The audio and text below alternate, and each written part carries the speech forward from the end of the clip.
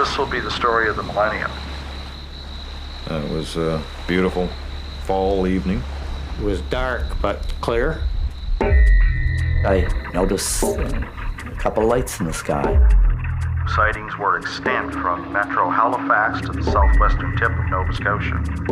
I'd seen this object. Look, what the hell is that? We didn't know what was happening. Did you see it? I had to make sense of it, and I certainly had to make it known. Because you couldn't believe what I'm seeing through my binoculars. Everybody knew what had happened that night and were held to secrets. I don't know, it just isn't credible. We lose sight of it at the bottom of the hill, and when we get to the top of the hill, it's in the water. I don't know what that thing is down there, but it's no submarine. And it was very disturbing. Very eerie, very eerie. It was the most highly classified subject in the United States government. Something came out of the sky and went into the water in Shag Harbour, and nobody knew what it was. I mean, I definitely knew what I saw. I haven't seen anything like it, not ever since, or before.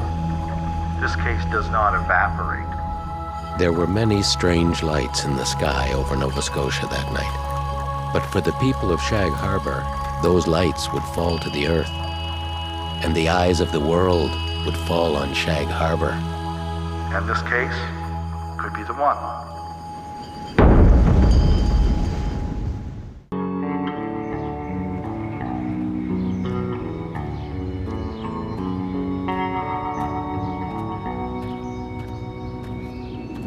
A genuine UFO experience transcends the individual, it transcends the culture, and it defies interpretation and application of the scientific method.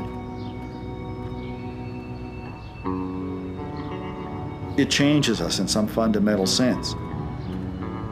And once we have the type of proof that'll stand up to the skeptic, this will be the story of the millennium.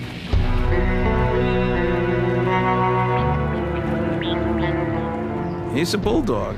He goes at it, which is what you have to do a good job on a particular case.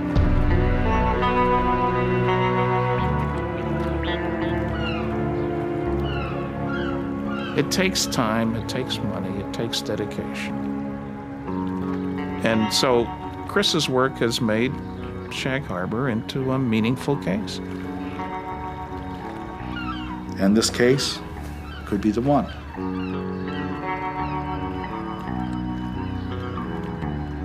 On October the 4th, 1967, the night of the UFOs, Chris Stiles was 12 years old.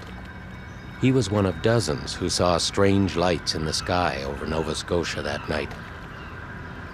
That experience formed a lasting impression. Back on the night of October 4th there, after leaving the front door of the house and racing down through the adjacent streets at breakneck speed, around to the corner there of the nearby warehouse, and made my way over the tracks here to get a vantage point to see what was moving along the harbor.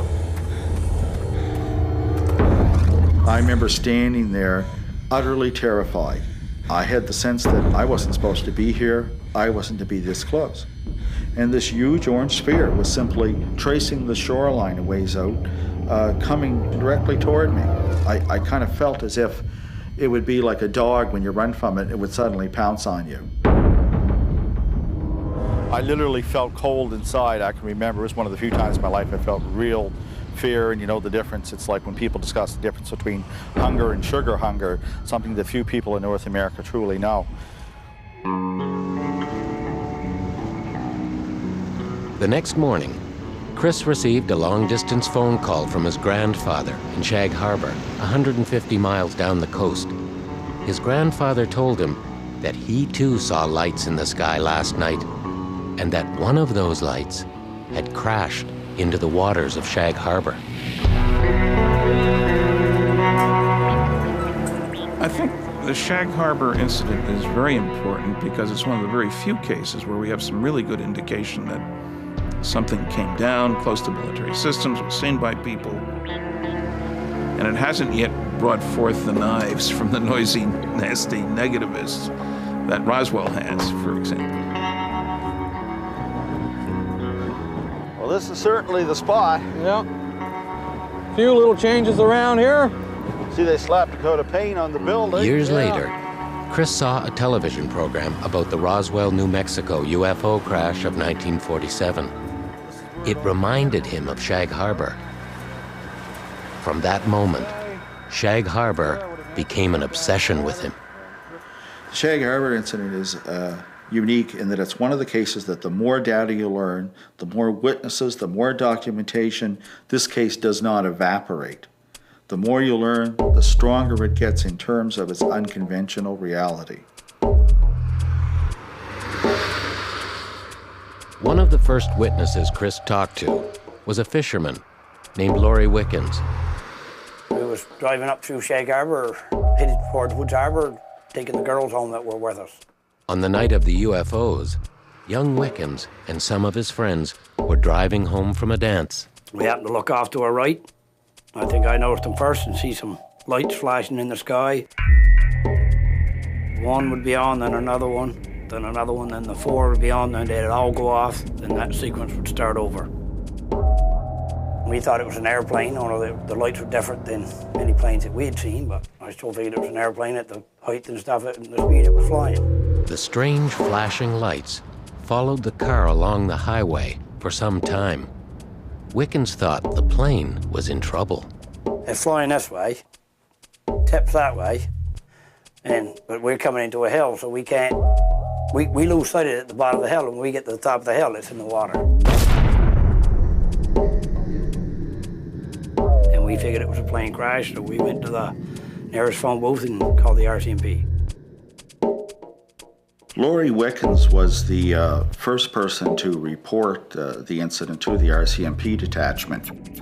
The officers wasted no time getting to the scene of the crash, near an Irish moss plant, overlooking the harbor. When officers first drove into the parking lot of the plant, there was already a crowd of locals gathering that were trying to figure out what was going on out on the waters of the Sound.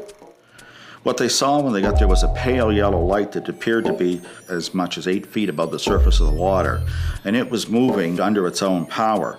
It was moving in the direction of the ebbing tide, but it seemed to be moving at a greater rate than that, and it was trailing a wide path of yellow foam.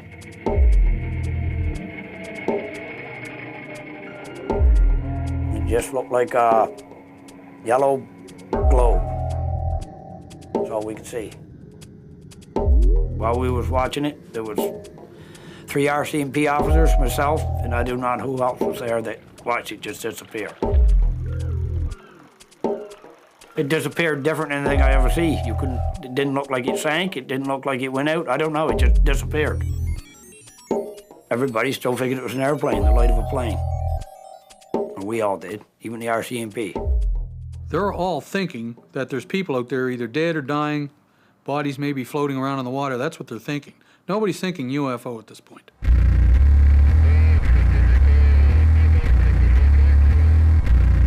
Whenever there was trouble in the water, the RCMP relied on local fishermen for help.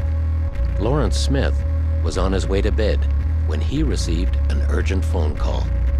He said, I think we've got a plane down the Sound. I said, oh my God, a plane.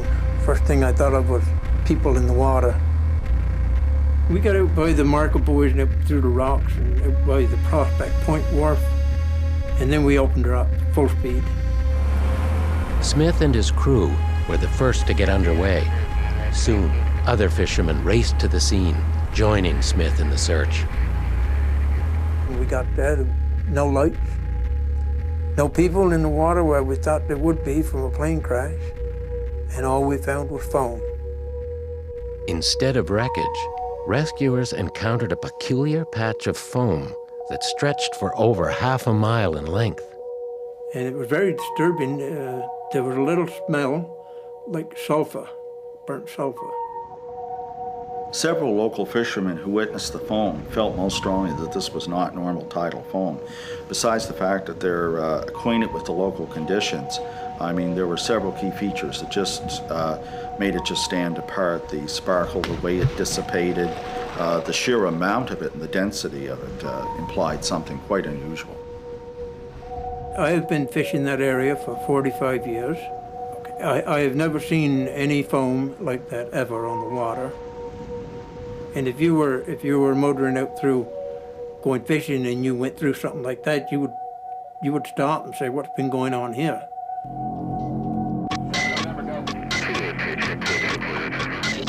As the fishermen searched the harbor, the RCMP contacted the Rescue Coordination Center in Halifax. The RCC put out an urgent call to military and civilian sources, asking for reports of any missing aircraft along the eastern seaboard, from Labrador to Cape Hatteras. Coast Guard Cutter 101 from nearby Clark's Harbour was immediately dispatched to Shag Harbour to aid in the search effort. It was so quiet and clear, and the sound travels over water that night, that they could hear the twin diesel engine starting up 13 miles away in Clark's Harbour. And then it raced over probably about 8 to 10 knots to get over to the area. By the time 101 reached the area from the nearby life-saving station, the foam had dispersed, but the boats were still plying their lights on the water and looking for any clue as to what may have struck the water surface. Again, concern ran high for the possibility of survivors. An hour later, the word was coming back from RCC in Halifax that nothing was missing. There was no military aircraft missing, no commercial aircraft missing, no private aircraft that were on flight plans were missing. So everybody at this point is wondering, well, what are we looking for? There's nothing up there. We have nothing. Something came out of the sky and went into the water at Shag Harbour, and nobody knew what it was.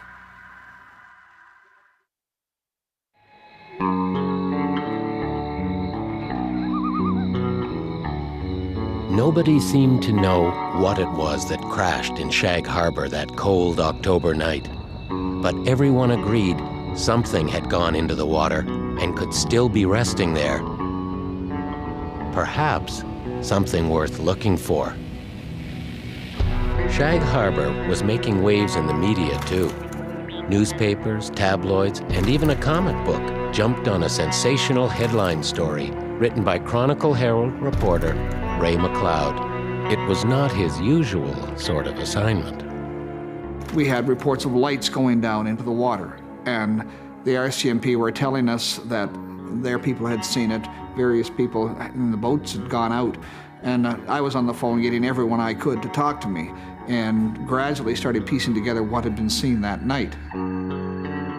A contact I had in the armed forces gave me a number to call in Ottawa for a squadron leader, Bain, who tells me that he was heading a Canadian Armed Forces unit that basically investigated and cataloged UFOs. It was almost like the American Project Blue Book, which I had never heard of and didn't know existed. He said, yeah, this sounds like an incident that may have something concrete in it, which they made into a headline for the paper. In my judgment, it became a headline story because we had RCMP officers who not only saw it, but were making public statements that they saw it. McLeod's hunch as a reporter warned him that this official candor was too good to be true. One of the strange things was that at that time, the RCMP was totally cooperative because they were not sure what had happened and what had gone down. And as the story progressed, we started to get less and less from the official source of the RCMP and more from just the ordinary people in the area who had seen something happen and had gone out in their boats to investigate it. As officials intensified their search and prepared for an immediate dive, the locals began to pressure the RCMP for some answers. I asked him if he found out anything about the plane yet, and he said they've identified it as a UFO. I asked him what he was talking about, more or less, and he wouldn't say no more than that. That's all he would say.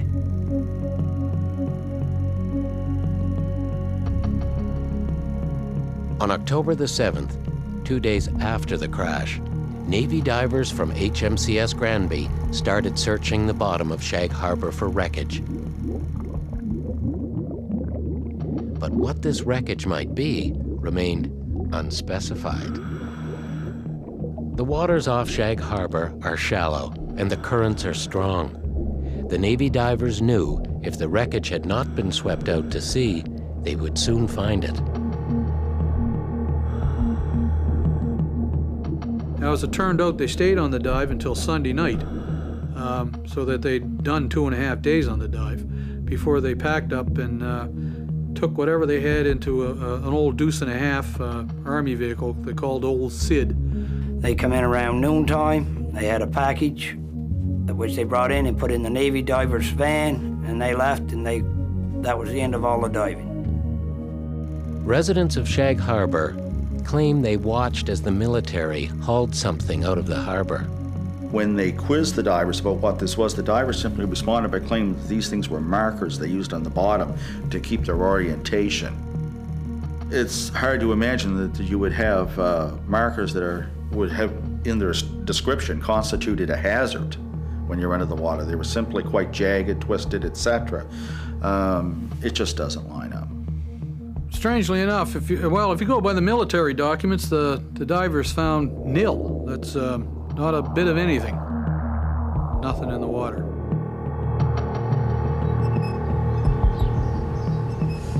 I'm looking forward to having a look at that slide. Yeah, Wilbert. I am too, because I haven't seen it for quite some time, and it'd be nice to look at it again. So sharp. After you. Thank you.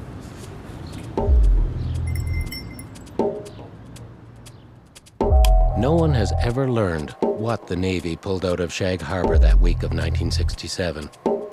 Local investigators would have to look elsewhere for clues to the origin of the crashed object. One such clue may come from the night of the UFOs itself. Photographer Wilfred Eisner was yet another witness to the strange lights in the sky. They were there for a reason. There's no doubt about that. And there were more people that seen them than myself. Eisner and two of his friends were burning an old boat on Mason's Beach, east of Shag Harbour. On one of these times when I went for driftwood, I noticed a couple lights in the sky. I thought it was kind of curious. And I thought, well, better take a picture of it. He had planned to take photos of his boat for posterity, but instead, he captured what may be the only existing photograph of the UFOs. Well, that's it, right above where them people are.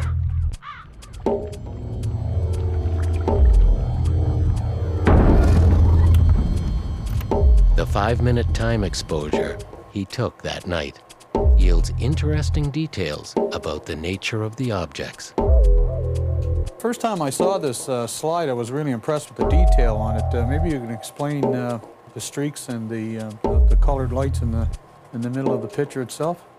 Well, the streaks, Don, were made, as you can see, by the stars, and that would be the length of the exposure, because the Earth is moving. And these three lights are obviously stationary, and they have left no streaks whatsoever. The third light would have appeared to me, I would presume, at this point in time, as a star. Right, yeah. You see. Yeah. But then it left no streak, so it was a stationary object for that duration of the exposure.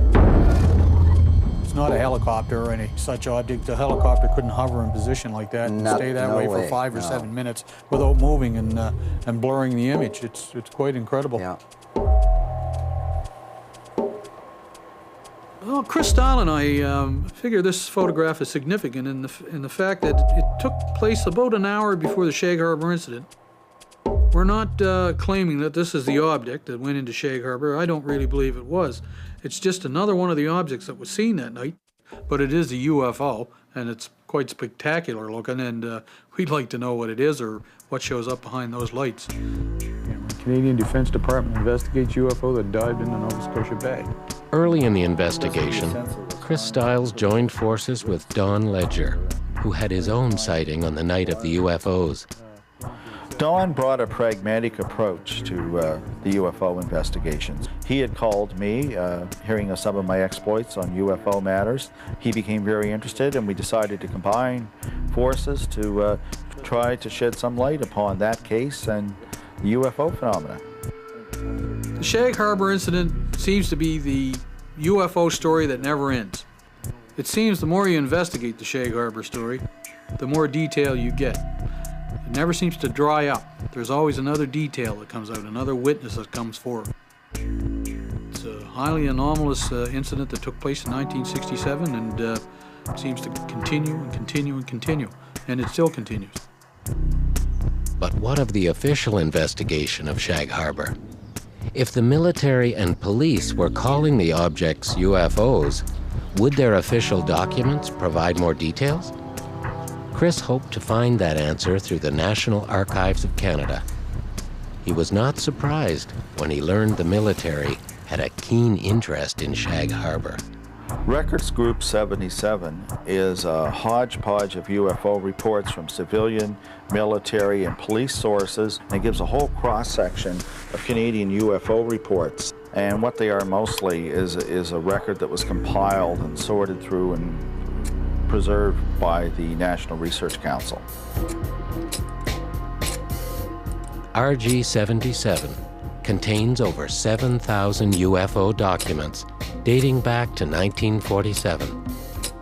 I knew that there was a microfilm record in Ottawa of UFO documents. I'd heard it mentioned by other researchers. I tried to read up on as much literature as possible, and I just requested anything and everything they had from that period in the hope that something would have a bearing on Shag Harbour, and indeed we did strike pay dirt in RG-77. The pay dirt came in the form of official telexes between Ottawa and Nova Scotia. There are a number of documents, a number of telexes that went between the bases and the D&D record that show that they thought they were dealing with a real UFO incident.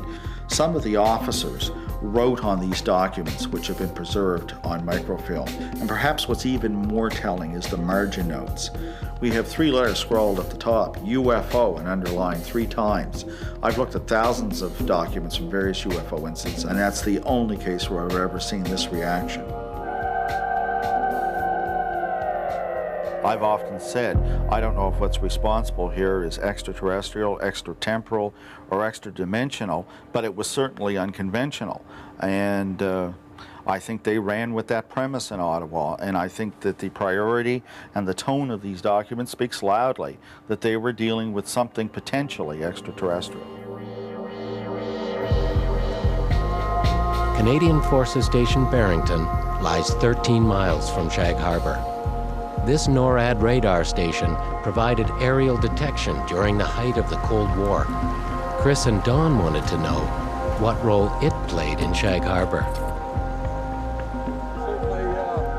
I think we would have been very concerned. What is it? Whose is it? What are its intentions? Did the various and sundry sensing systems in the area detect anything? Where is that thing? What's it doing? And do we have any good, solid information on it? So what I'm saying is you have to look at this from a strictly military viewpoint. Defense. What's going on? What can we do about it? That's a very important consideration in today's world. I mean, if this is truly is a vehicle or vehicles from other planets, then finding out their method of propulsion, finding out what they're made of, finding out how they work, would give tremendous military advantage to the nation that uncovered that information. That would be very hot military data, partly because it may tell you where you're vulnerable. Did this radar site detect the Shag Harbour UFO? This is still active. It's there's a landline running out of here somewhere, and it's feeding Greenwood for western approach, and I think they're using it at Halifax, probably linked through to Moncton Center and New Brunswick. It's all automated, of course. Oh, it's all automated, yeah, but it's still working. Yeah. And you can certainly see why they picked this site for the base, though. Traffic's constantly going through here all day long. It's up there now, probably just can't see it. If there was something over there, this thing had to have it on it.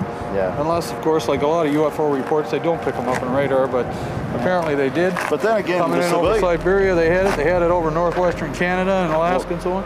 You look at Mercy's RCMP report, he had returns at his sighting up at Sambro, what? Yeah.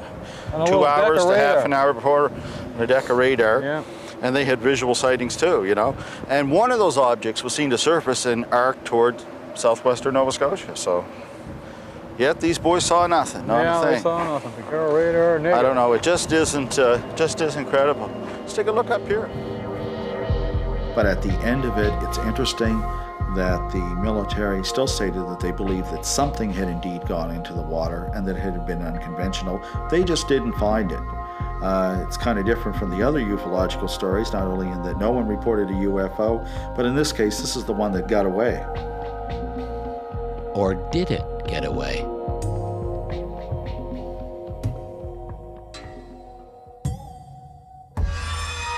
People forget rule number 1 for security. You can't tell your friends without telling your enemies. So you have to deny your own people. history of the Manhattan Project. When the first atom bomb was tested, July 16th, 1945, rather successfully out in the middle of nowhere in New Mexico, Trinity site, people saw it 100 miles away, even though it was 5:30 in the morning.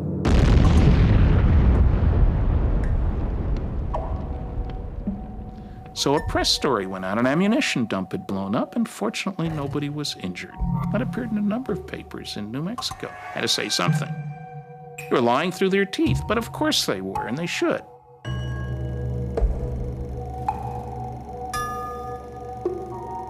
Whether you're looking for a crashed saucer, a downed Soviet piece of hardware from space, or a downed American piece of hardware from space, it's all the same problem. How to mobilize people, how to package, ship, where do you do it, how do you keep other people away? A former staff member of the Barrington radar station breaks this military code of silence. It had involved a lot of people. It was a big event. And they had thought that it was something out of the normal. And everybody inside that room knew what had happened that night and were held to secrets. He was briefed by his commanding officer about what the radar actually detected that night. He had seemed to think that it had entered the airspace somewhere in northwestern Canada and sort of wobbled through the atmosphere until it limped into Atlantic Canada. That it almost hit an airplane somewhere outside of Quebec, and that it had crash landed in Shag Harbour, that there was another one tending it, and that after the event, they both had moved. Did the military know that there were, in fact, 2 UFOs in Shag Harbour, and that they'd left the impact site submerged, coming to rest off the coast near a top-secret military base 30 miles away? I think that perhaps if there is evasion, and if perhaps there's a coordinated cover-up, then somebody somewhere had to be smart enough that that little light bulb went on and they said, look, what better way? We got a bonus situation here to cover up a UFO attempted recovery operation 30 miles away than say, yes, guess what? We think a UFO crashed, and have everybody and all the cameras pointed at the impact site. However, it still is hard to fathom. And as much as I dislike the story, and still dislike the story, I had to make sense of it, and I certainly had to make it known.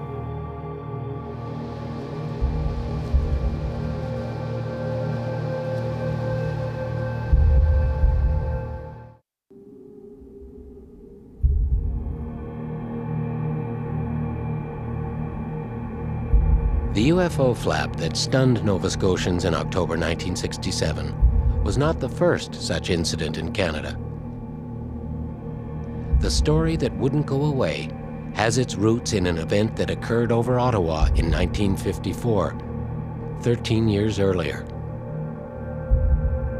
Worried that our skies were under siege from an unknown threat, the Department of National Defense, in cooperation with the Department of Transport, established the world's first UFO detection station in Shirley's Bay, 10 miles west of the nation's capital. The government would have preferred to keep the whole thing quiet. They were almost successful. Wilbert Brockhouse Smith, an engineer with the Department of Transportation, was the man in charge of this project. It was his brainchild. Smith believed if he could find a flying saucer, he could duplicate its technology. Smith had really put his finger on things. He was a scientist. He was somebody who looked for facts, for data, for solid information on which to base whatever his conclusions were. The people with a serious interest in flying saucers thought well of Smith. Smith suspected that flying saucers worked on magnetic principles, geomagnetics. He hoped to confirm his theories if only he could speak to the right people. The people who knew about the discs. Smith, in addition to being involved with the Department of Transport, had strong connections with the Canadian Department of National Defense, most specifically the Defense Research Board, the DRB. In charge of the DRB was a fellow by the name of Dr. Omand Solant. He was the chairman of the Defense Research Board. Solant was a good friend of Dr. Vannevar Bush, prominent scientist in the United States, and one of the individuals who was allegedly in charge of a group of scientists looking at a crashed disk. Dr. Sarbacher enters the picture because he worked for the American Defense Research Board, the equivalent of ours. Sarbacher's work was in guided missiles, missile propulsion. And it's as if everybody was in a community that, in a position to know each other and know of each other's work. Smith got his wish, and the resulting handwritten notes from his meeting with Sarbacher became the basis of Project Magnet. Smith, then the saucers do exist. Sarbacher, yes, they exist. Do they operate, as Scully suggested, on magnetic principles? We have not been able to duplicate their performance. Do they come from other planets? Sarbacher, all we know is we didn't make them, and it's pretty certain they didn't originate on this Earth. If I understand the whole subject of saucers is classified, yes, it is classified 2 points higher even than the H-bomb, and in fact, it is the most highly classified subject in the United States government at the present time.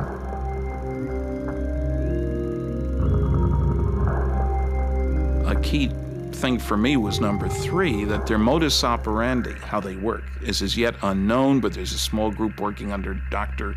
Vannevar Bush, and he was a very important figure in the United States in technology development like the Manhattan Project and proximity fuse and radar and so forth. Top dog, no question. The Canadian government encouraged Smith in Project Magnet, but on a Canadian budget. They gave him a little building, a little shack in Shirley's Bay, and he equipped it with equipment that he borrowed from his own department, from the University of Toronto, and the Defense Research Board. There was equipment in there for measuring electromagnetic energy disturbances, for measuring gamma ray, X-ray type atomic disturbances. And the idea was he would have all of this set up and run it 24 hours a day in the hopes that if a UFO came by, it might be detected by 1 or 2 of these instruments.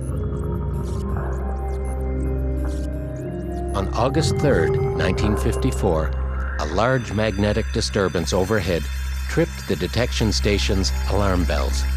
Smith dashed out to look, but low clouds hid the target from his view. Smith declared that whatever flew over Ottawa that day had a greater magnetic profile than any aircraft seen before.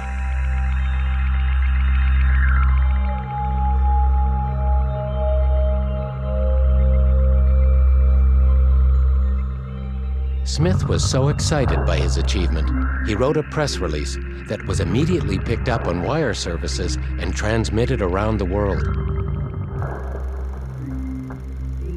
His superiors found themselves in an awkward position. They met with Smith and told him what he had to do.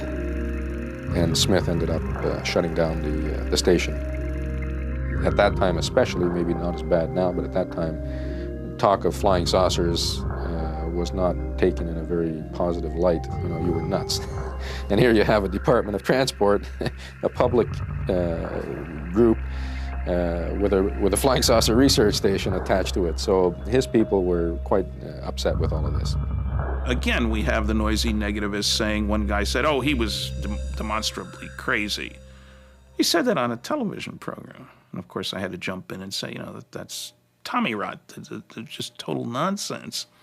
He did die of a brain tumor, okay. I'm not going to blame him for that, you know.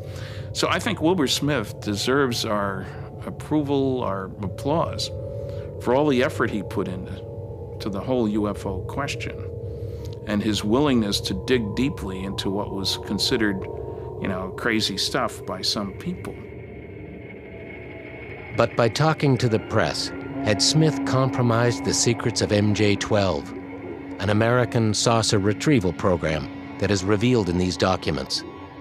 Those documents are the most important government documents classified documents ever leaked to the public.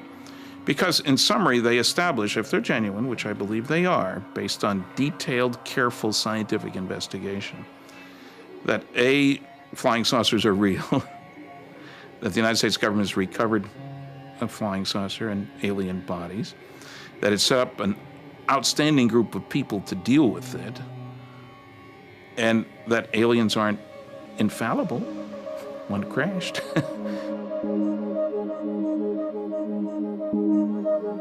If the Americans did salvage a flying saucer at Roswell back in 1947, is it possible that a UFO was recovered in Shag Harbour? I was hoping to avoid all the controversy that had surrounded other known UFO crash scenarios, such as in Roswell. And to be honest, initially, I largely ignored it. I wasn't impressed by it whatsoever. Impressed or not, it was a story that would not go away. What I was being told by the former military staff that were involved in the search effort was that while a search was going on in the Sound at Shag Harbour, military personnel already knew that the object was no longer there on the seabed, that it had moved away under the water, rounded Cape Sable Island, had gone up the coast and come to rest on the seabed off the coast of Government Point, which was the location of CFS Shelburne, Canada's most secret military base.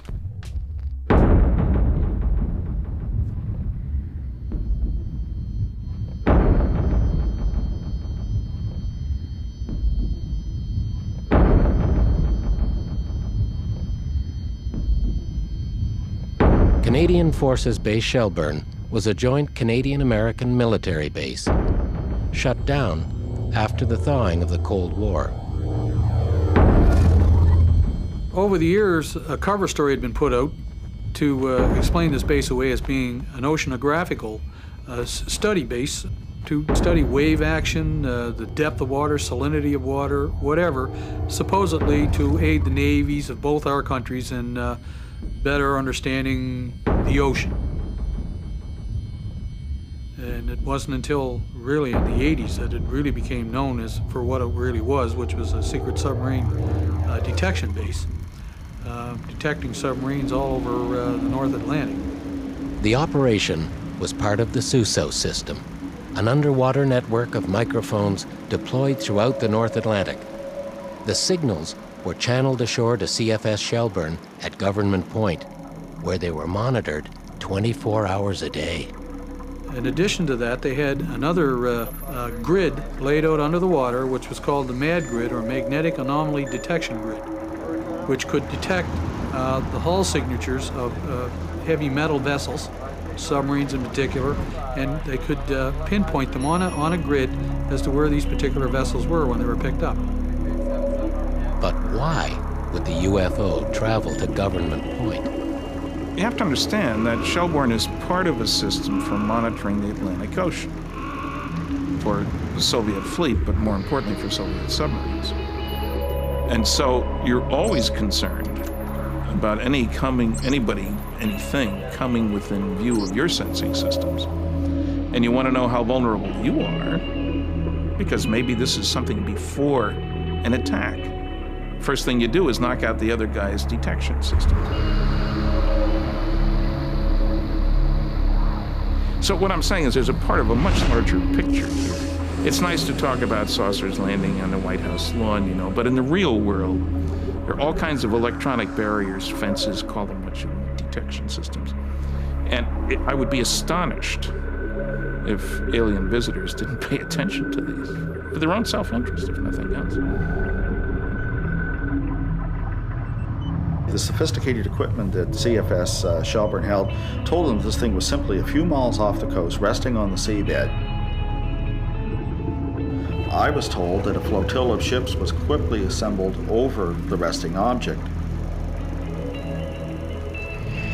In addition to the naval activity on the water, Air Force Neptunes from Summerside, Prince Edward Island flew grid patterns over the area, using hydrophones and radar to search for other objects. Meanwhile, Navy divers dove on the primary target. What the divers told me simply was that there was an operation at the mouth of Shelburne Harbour, And they held station on ships and dove over a period of 1 week over what was an apparent UFO on the bottom, and that it was being assisted by a second craft that was somehow lending assistance to it. One of the expressions they used was that there was still activity going on down there. These men claimed to have been in the water and watched us at a fairly close range as they were placing cameras and sensors, etc. It's an incredible tale. Not only did they see objects down there, but they saw things as well. And we sort of have to leave that to your own imagination as to what these things were. They're certain, or at least this particular diver is certain, that they weren't from here. He was definitely afraid to go any further than that because of the fact that he was with the military, from what we understand, was not allowed to talk about them. Not only does he say that, but we've had evidence of other military personnel involved in this operation who say the same thing, that they're not allowed to talk about it on camera. They don't want their names mentioned for fear of some reprisals. Whatever that may be, we don't know.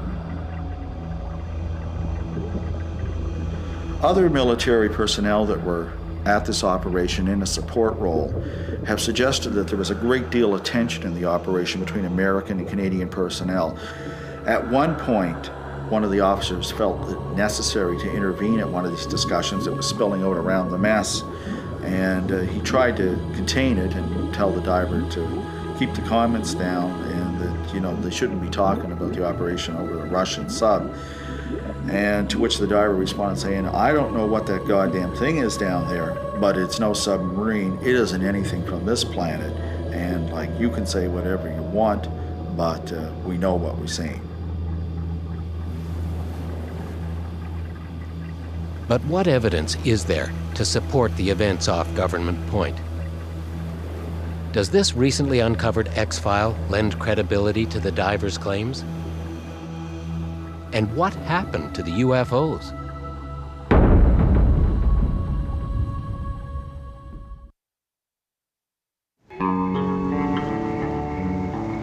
Until recently, the tale of the Shag Harbour UFO's journey to Government Point, where it was detected and observed by the military, has remained a secret. In 1993, this top-secret RCMP X-file was accidentally discovered in a Nova Scotia University archive. There's an RCMP X-file that does make mention of a second search effort off Shelburne.